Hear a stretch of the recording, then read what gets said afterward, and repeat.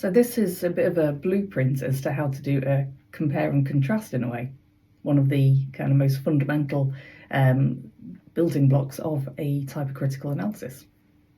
Yeah, so you start with what you know, you start with your own assumptions, and then you start questioning those assumptions and you question the things you know. I think the skill behind being critical is forming that awareness of understanding that what you know is not what other people know as well, if that makes sense, and also understanding or refining the method of challenging your thinking. Not everyone is self-aware. In fact, this is something I read quite a long time ago, but a tiny proportion of the population are actually self-aware. A lot of people like to think that they are, but most people aren't. So based on this dictionary definition of what music is, we can kind of elucidate that our qualities of criticality are very much determined by the same qualities of our personal taste, our culture, our upbringing, and social conditioning. And as I mentioned, go on, what's interesting about it? Well, so your criticality will be different from my criticality.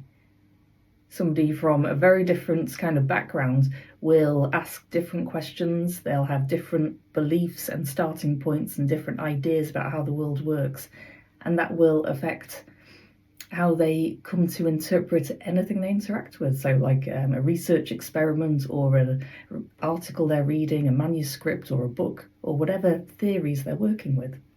Yes, and it's really good you've pointed that out because I hope this would be reassuring to students as well.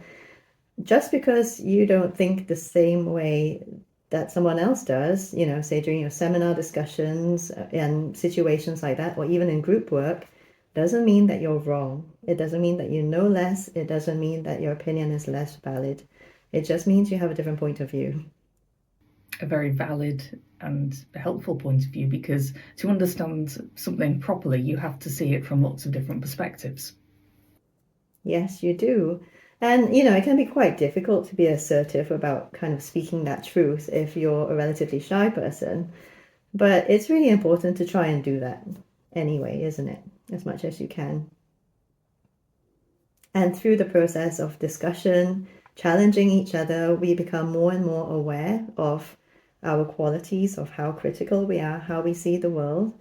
But also we can try to then become more objective in our attitudes, which is also part of the process of criticality, becoming better at criticality.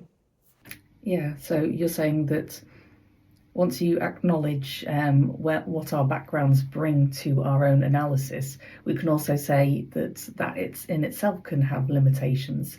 You know, once you're aware of your particular viewpoints and beliefs, you can kind of account for those and then deliberately go out and seek different ways of looking at something to really kind of test yourself.